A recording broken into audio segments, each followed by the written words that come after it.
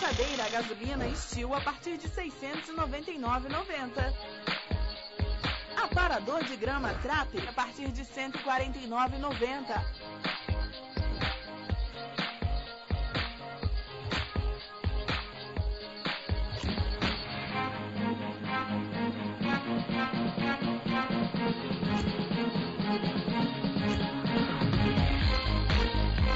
Lavadora de alta pressão Karcher a partir de R$ 399,90. Na Barra ou na Reta, comprou barato, comprou na Kael. O que é isso do remédio? Não é o papo, não é o assunto de hoje. O assunto é o que eu já falei para vocês, já estou falando desde a hora do Esporte Cidade. Aproveitando então de uma vez, já está aqui do nosso lado, prefeito Jorge Mário, boa noite, é um prazer tê-lo aqui. Boa noite, Hélio, boa noite, telespectadores do Canal 9 da TV Cidade. Agradecer mais uma vez a acolhida que a gente tem sempre aqui, parabenizar pela programação, pela audiência e agradecer a oportunidade de falar para as famílias teresopolitanas. Uma boa noite a todos que estão nos assistindo na sua casa. Podemos ir para as perguntas? Direto para o bate-papo? Podemos. Então, como é que está o seu momento? Seu momento pessoal, seu momento político? Já vou entrar no seu governo. O seu momento? Bom, o nosso momento atual é de tentar construir um clima de paz, de tranquilidade na cidade, fazer com que os nossos esforços sejam concentrados e de buscar uma unidade para o nosso governo, uma unidade na cidade, na sociedade de Teresópolis, e nessa paz que a gente precisa construir é que nós vamos crescer, que nós vamos consolidar a recuperação da nossa cidade, a reconstrução da nossa cidade. Esse é o momento de a gente hoje reavaliar os equívocos porventura cometidos e potencializar nossos erros e buscar as parcerias necessárias, as alianças necessárias.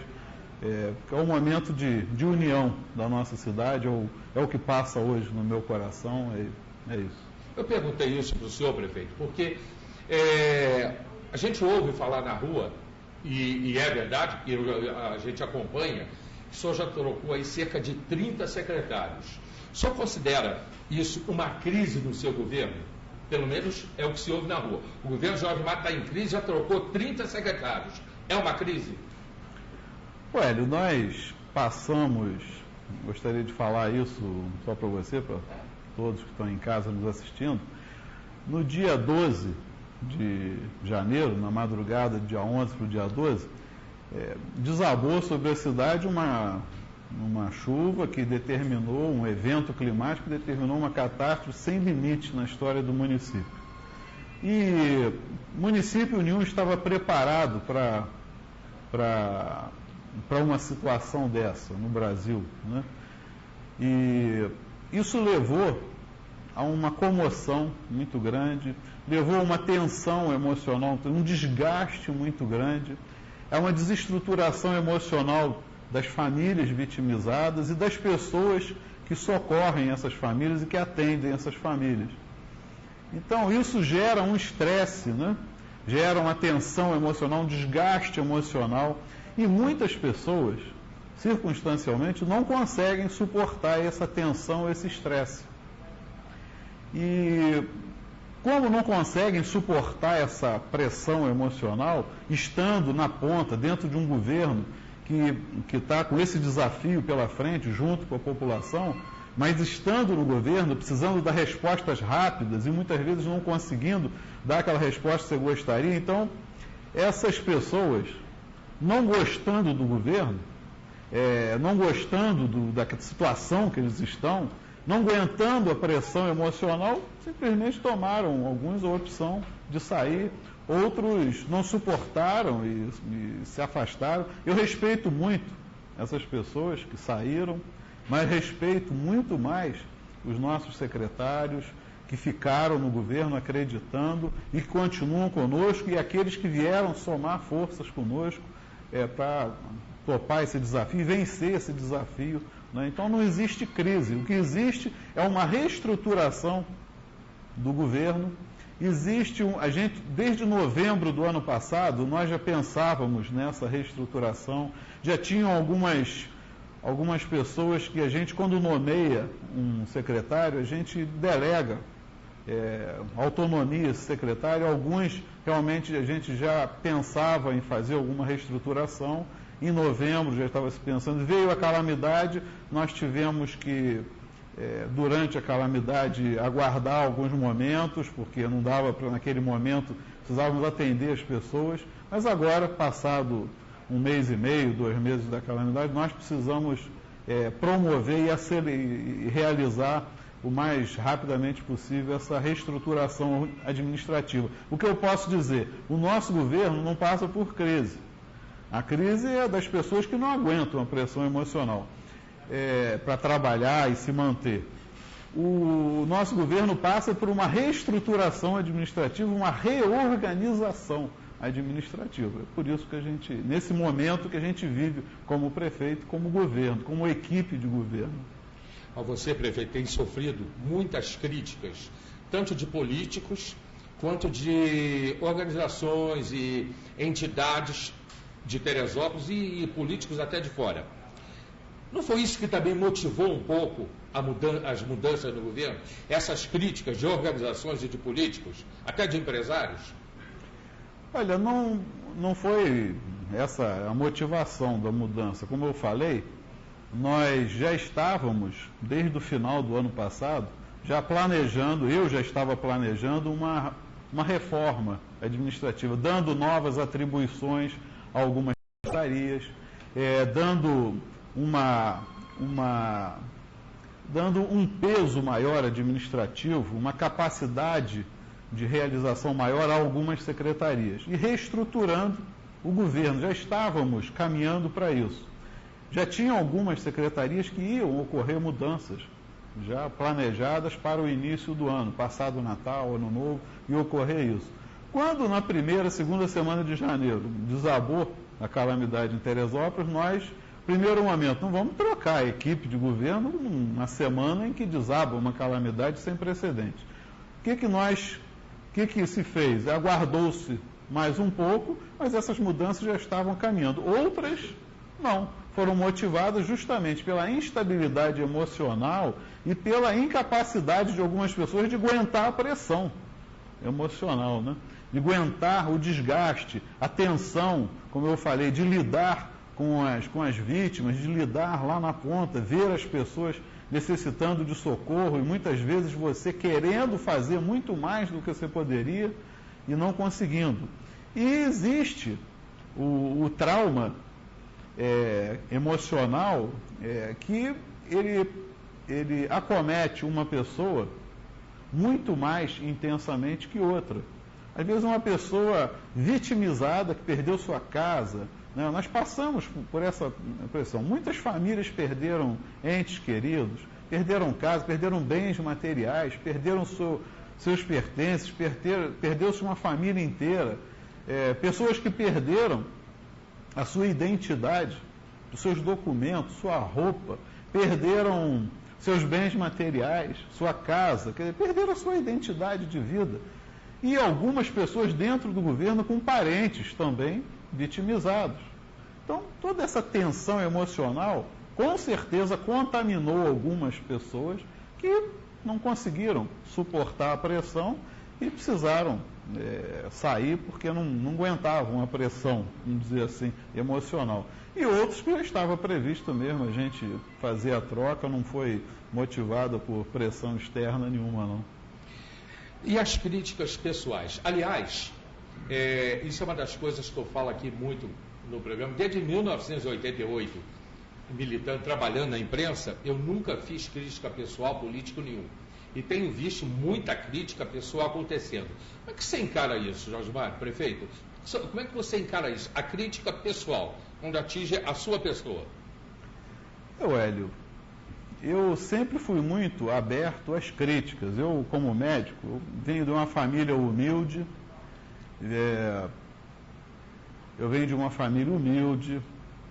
Filho de uma costureira, Dona Ilka. E meu pai morreu quando eu era adolescente, de tuberculose. E a minha mãe é um exemplo de vida, uma mulher semi-analfabeta que me criou, que criou seus filhos, que possibilitou que eu, com os ensinamentos de vida dela, com a formação, com os ensinamentos, o caráter que ela passou de valores de vida para os filhos. Então eu devo muito a essa senhora, Dona Ilka, uma mulher semi-analfabeta, costureira, que me educou. Vindo dessa família humilde, eu formei médico e sempre convivi e sempre aprendi a ouvir as pessoas, ouvir críticas, ouvir sugestões. E as críticas nunca me incomodaram.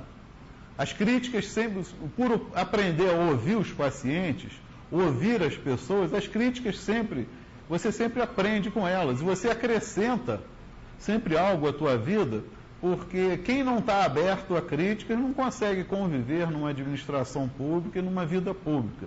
Como homem público, eu sei, por outro lado, que você, quando você se candidata a prefeito ou um cargo público, você está predisposto à tua privacidade ser invadida por muitas pessoas, pela disputa política, por tudo.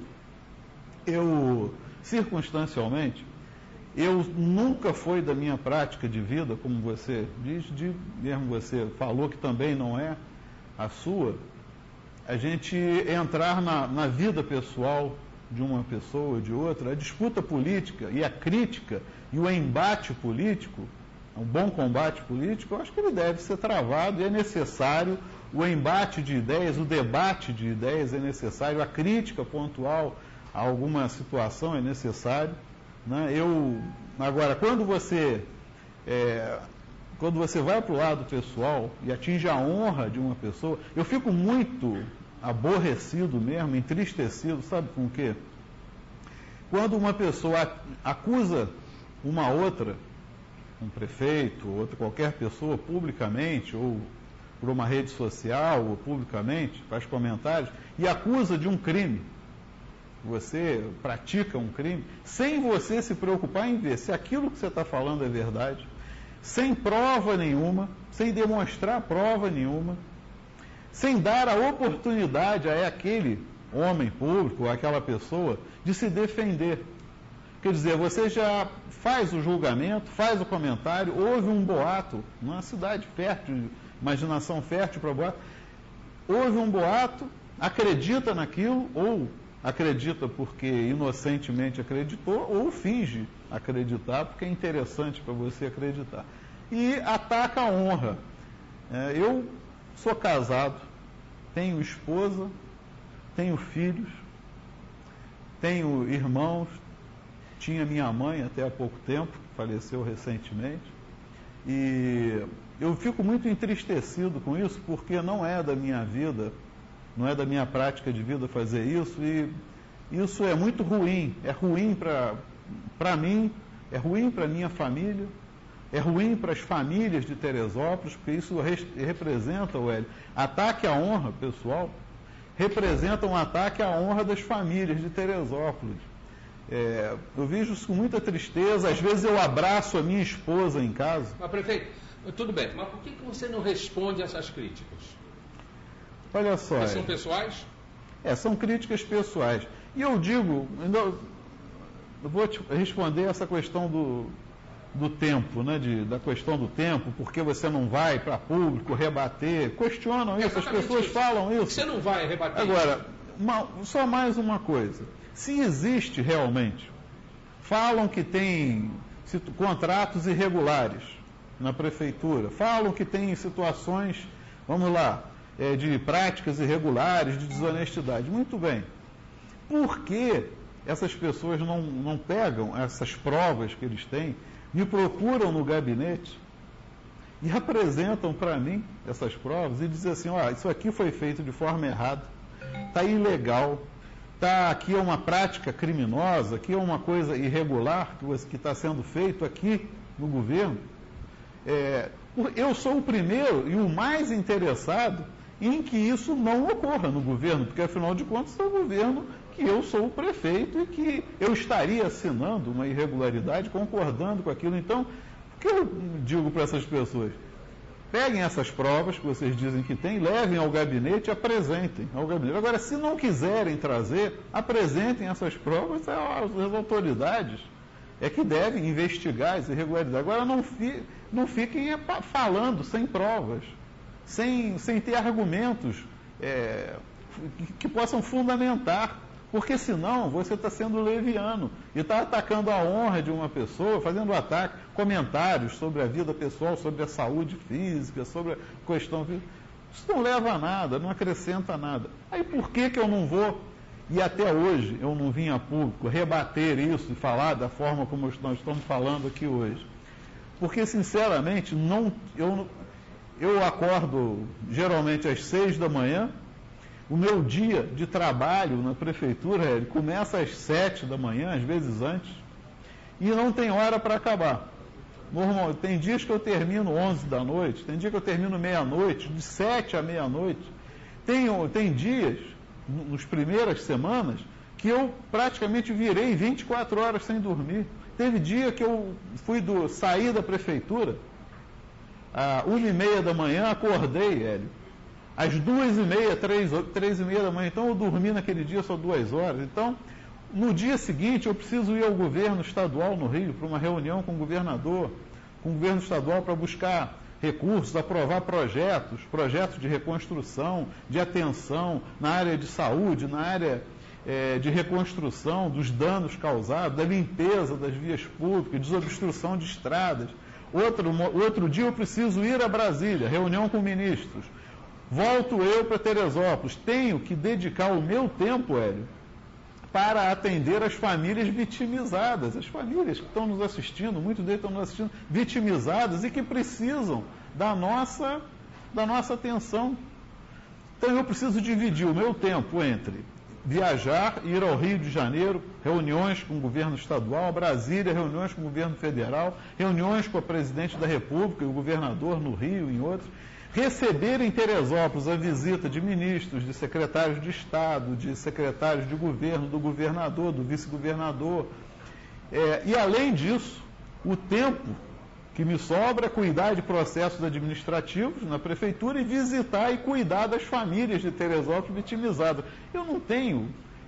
Sinceramente, eu não consegui dedicar meu tempo a ficar rebatendo essas críticas, a essas ofensas morais, porque eu não teria tempo para trabalhar e prestar o atendimento necessário para as famílias, naquilo que as famílias necessitam que o governo faça, que eu faça de socorro a elas e de atendimento a essas famílias.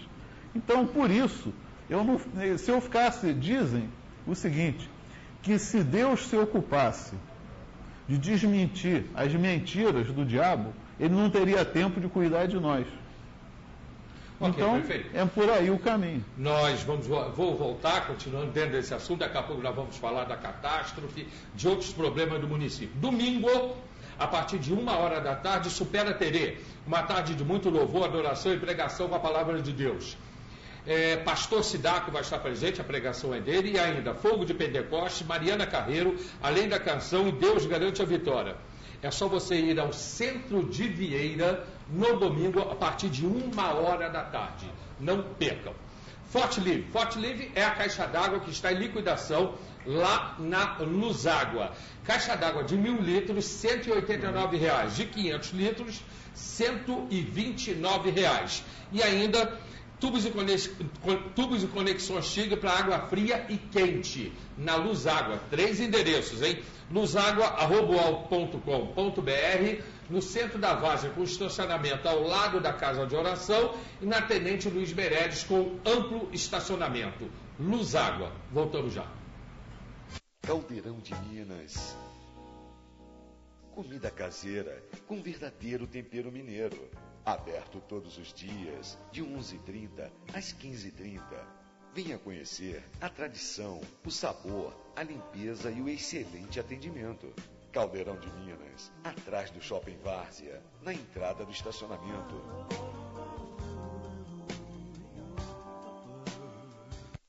Cartório Postal. Todos os cartórios do Brasil em um só lugar. Segunda via de certidões, averbação, registro de contratos, pesquisa patrimonial, certidão de registro de imóveis, certidão para compra e venda de imóveis, certidão de distribuidores, protesto de títulos em todo o Brasil, reabilitação de crédito, passaporte, cidadania estrangeira, notificações para todo o Brasil e outros serviços. Cartório Postal, a sua empresa de certidões. Cartório Postal, Travessa Ranulfo Fel, loja 71 no centro, 2643-2732. Cartório Postal, atendimento presencial por e-mail ou telefone.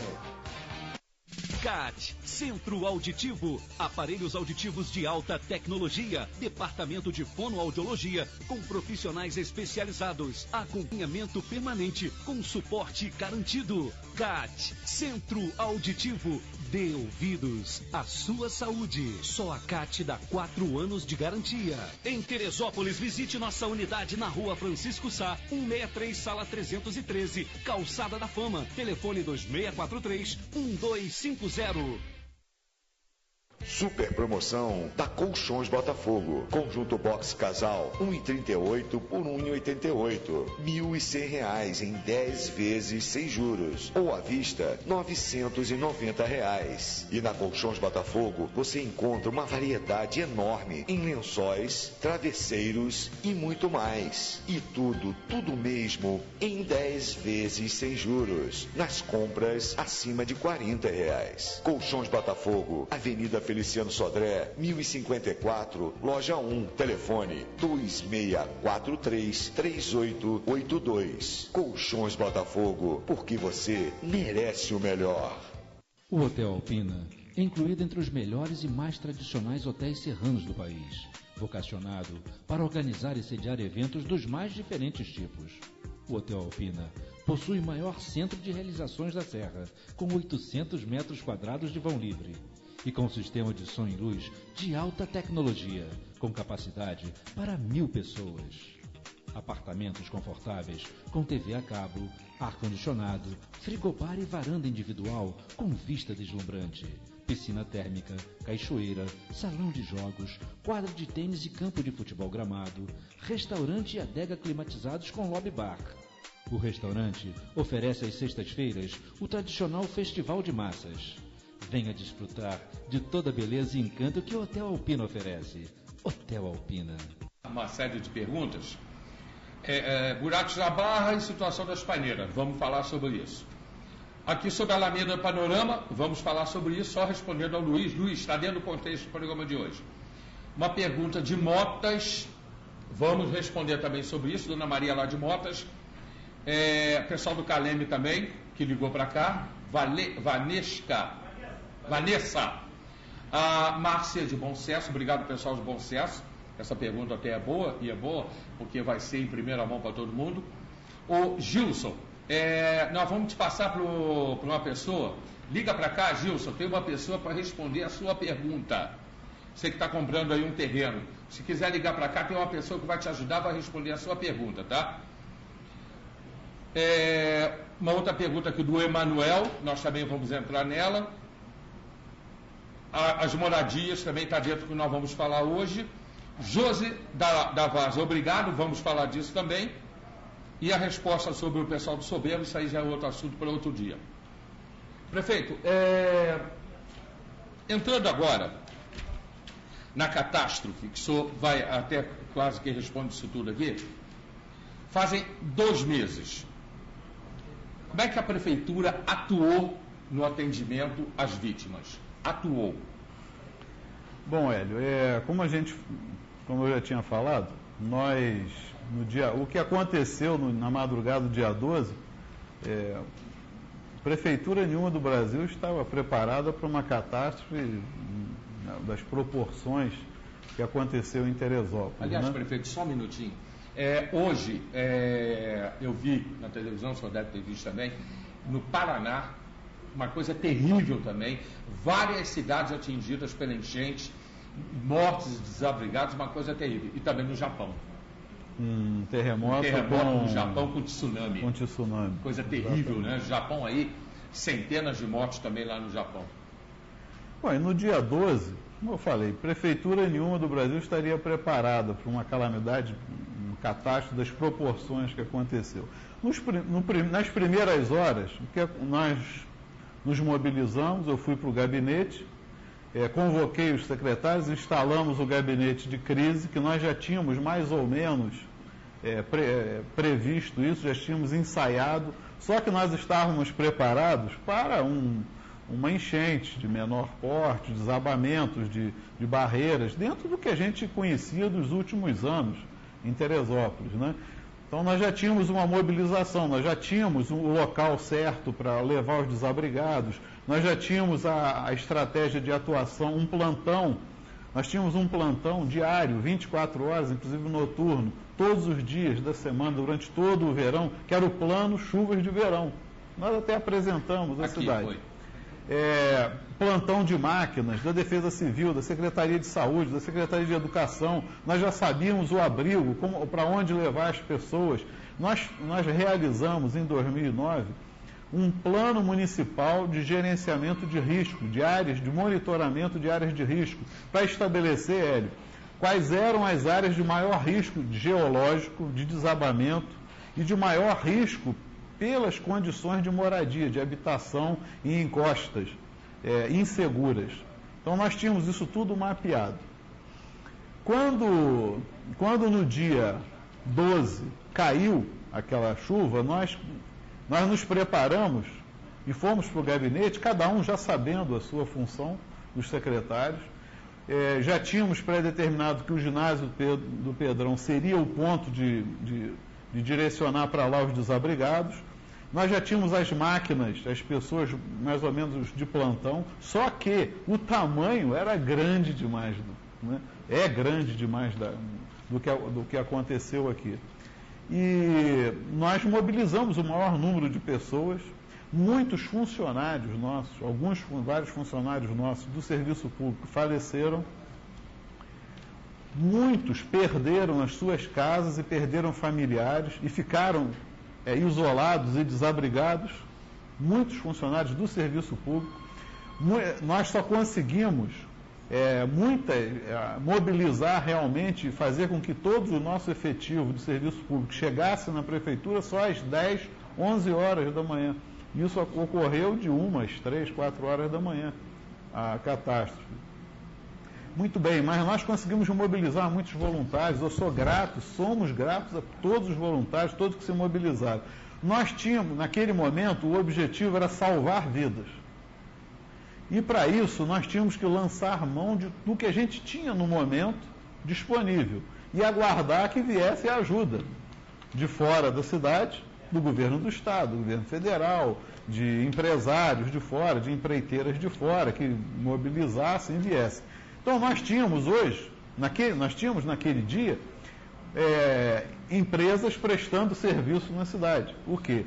Com mobilização, grupos de trabalhadores, máquinas já mobilizadas e sediadas na prefeitura, no município. Lançamos mão dessas máquinas, fomos criticados depois por ter essas empresas trabalhado posteriormente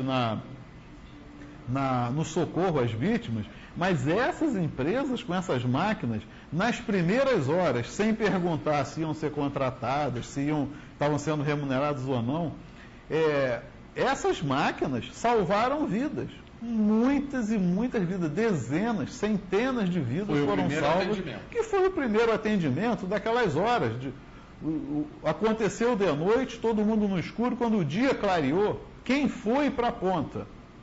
Os vizinhos, a população mobilizada, a Defesa Civil mobilizada, com os agentes voluntários da Defesa Civil, com a Defesa Civil do município, com os trabalhadores da prefeitura, com essas empresas que deslocaram os seus equipamentos, seus trabalhadores, empresas que estavam fazendo obras contratadas até pela prefeitura, deslocaram suas empresas. Naquele momento, a gente lá estava pensando se aquela empresa é boa, se é ruim. Nós temos máquina, temos gente soterrada, nós precisamos levar essa máquina para retirar as pessoas debaixo dos escombros. E foi isso que foi feito. O fato é o seguinte, é que essas vidas muitas e muitas vidas foram salvas por essas máquinas e essas empresas, que, porventura, fomos até criticados por contratar, mas eles salvaram vidas. O segundo momento foi organizar os abrigos, porque o ginásio poliesportivo do Pedrão era pequeno, nós achamos que lá era o local ideal, por uma calamidade, mas não das proporções que ocorreu. Chegou um determinado momento que o número de desabrigados crescia a tal ponto que nós precisávamos estender. E aí conseguimos, através de parcerias e de forma solidária de igrejas, igreja católica, igrejas evangélicas, igreja Mormon e outras igrejas, abriram os seus templos, seus espaços sociais, suas obras, seus espaços para colocar os desabrigados que não cabiam mais no Pedrão. Empresários também se mobilizaram para ceder gratuitamente, de forma voluntária, também galpões. Tem até hoje um galpão lá no Meudon cedido. Então, nesse primeiro momento foi organizar, identificar as pessoas, cadastrar as pessoas, socorrer e prestar atendimento médico na urgência. Para isso, mobilizamos o Hospital das Clínicas, o Hospital São José e a Beneficência Portuguesa, todos os hospitais da cidade, e eu sou grato a todos os médicos, funcionários do Hospital São José, a direção, aos médicos, aos funcionários todos do Hospital das Clínicas, aos médicos e aos funcionários também da Beneficência Portuguesa, porque esses 3 hospitais prontamente abriram, se mostraram solidários, vieram para um grande mutirão de ajuda e com isso nos deu uma rapidez de reação no atendimento aos traumatizados, aquelas pessoas feridas, alguns graves, outros precisando de UTI, e não se viu se aquela pessoa era SUS, se era plano de saúde,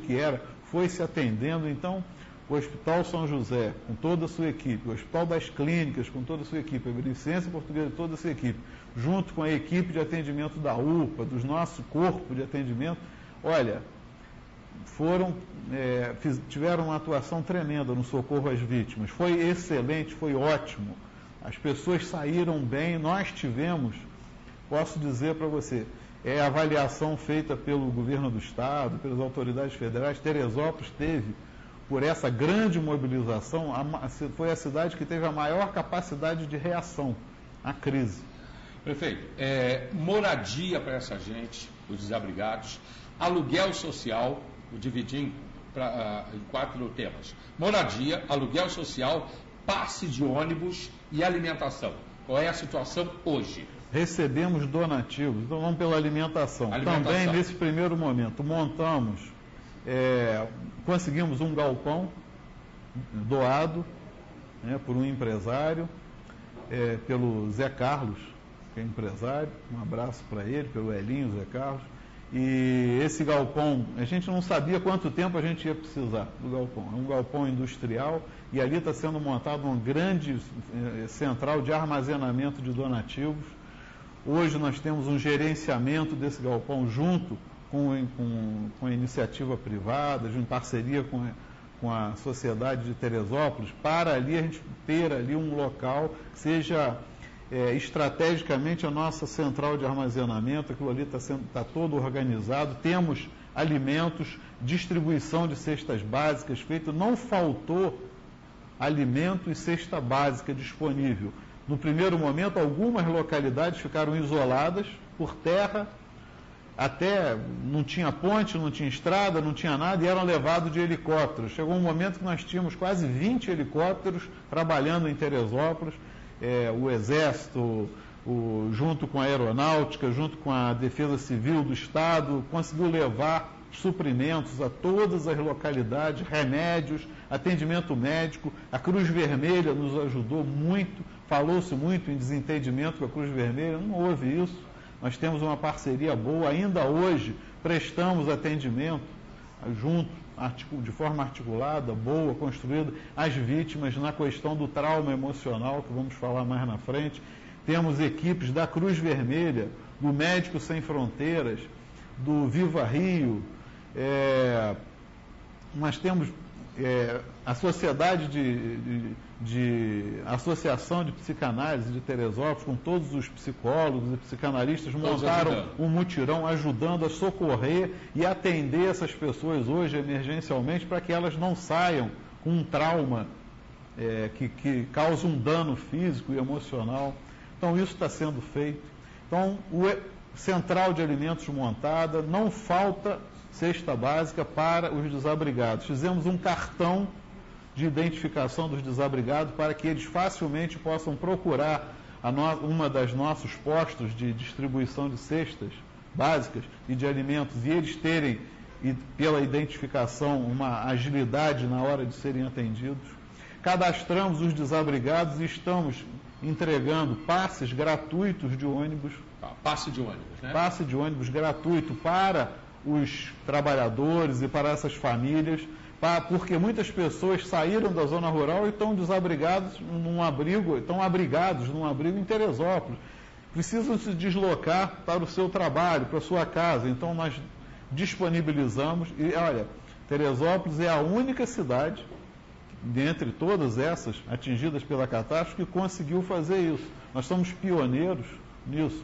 Distribuir o passe de ônibus gratuito para os desabrigados que têm necessidade de se locomover. Essas pessoas são cadastradas e está sendo disponibilizado gradativamente a essas pessoas o passe gratuito de ônibus, que é uma forma da gente garantir uma possibilidade dessas pessoas que tudo perderam, de pelo menos transitar, de poder buscar um trabalho e buscar um atendimento médico, voltar à normalidade de sua vida.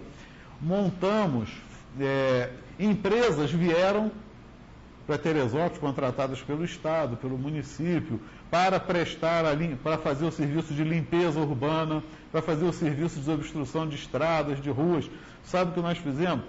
Prioritariamente, vamos buscar nos abrigos os chefes de família, as mulheres e os homens que estão desabrigados e desempregados. E começamos a dar a essas pessoas, os desabrigados, desempregados, a oportunidade de ser contratado por essas empresas que estão prestando atendimento na limpeza de ruas, desobstrução de ruas, de pontes. Eles estão trabalhando nessas empresas, então nós conseguimos dar emprego a essas pessoas. Então não faltou alimento, não faltou essa assistência social imediata. Você falou sobre também a questão do aluguel social. Conseguimos 2.500 aluguéis sociais. 2.500 famílias estão recebendo. 2.500 famílias estão recebendo aluguel, já começaram a receber aluguel social, tá? Já receberam os primeiros. Os primeiros a receber foram aqueles que eram cadastrados no Bolsa Família, que eram os mais carentes, já tinha uma conta aberta na Caixa Econômica Federal. Depois, posteriormente, os que não eram do Bolsa Família também começaram a receber. O município, além das 2.500 aluguéis sociais para essas famílias, fornecidos pelo cadastro do Estado do Rio e do Governo Federal, o município, na última semana, eu disponibilizei mais 200 aluguéis sociais, além dos 2.500. Estamos estudando a necessidade de ampliar mais ainda isso dentro da necessidade que surja. Muitas casas e muitas moradias que estão hoje interditadas vão aos poucos ser liberadas também. Algumas vão ser liberadas, outras certamente vão ser mantidas aquilo e vão entrar num processo em que o Estado do Rio, o governo do Estado, através da EMOP, vai avaliar o imóvel, vai indenizar essas pessoas e vão colocá-las ou pela indenização, indenizar o imóvel, ou colocá-las no aluguel social. E essas casas vão ser demolidas, mas as pessoas vão ser indenizadas pelo seu bem patrimonial. Essa situação do aluguel social, prefeito Jorge Mário, você tem essa situação sob controle, o aluguel social? Totalmente sob controle. Quem precisar de alguma informação pode procurar a Secretaria de Desenvolvimento Social. Está preparada para cadastrar alguém que porventura tenha necessidade ainda. Nós temos um cadastro das pessoas contempladas, temos o cadastro das pessoas que porventura ainda não foram contempladas. Estamos abertos, porque alguma família, numa situação aflitiva que ainda não conseguiu ser cadastrada, que procure a Secretaria de Desenvolvimento Social, mas isso está sob controle, totalmente sob controle. 2.500 e mais 200 disponibilizados pelo município. Estamos estudando se vai ser necessário ampliar ou não. Nós tínhamos 33 abrigos, mais de 30 abrigos com desabrigados. Hoje nós temos cerca de 7 abrigos só, Hélio. O que quer dizer que nós começamos com cerca de 8.000 pessoas desabrigadas nos abrigos, mais 7.000 desalojados em casas de famílias, na primeira semana. Hoje nós temos só cerca de 800 desabrigados, em torno disso, 800 e 850 desabrigados, um número em torno disso, e só 7 abrigos funcionando. Isso quer dizer que o aluguel social funcionou, porque as pessoas procuraram e se acomodaram. Nosso tempo está esgotando, prefeito. Eu ainda tenho coisas importantes a falar com o senhor sobre a moradia para essa gente. As casas populares vão chegar? Já está resolvido esse problema? Quero saber sobre obras inacabadas e o trânsito, essa buraqueira que está na cidade. E o senhor ainda tem que responder essa gente toda aqui, e eu só tenho mais 18 minutos para isso tudo.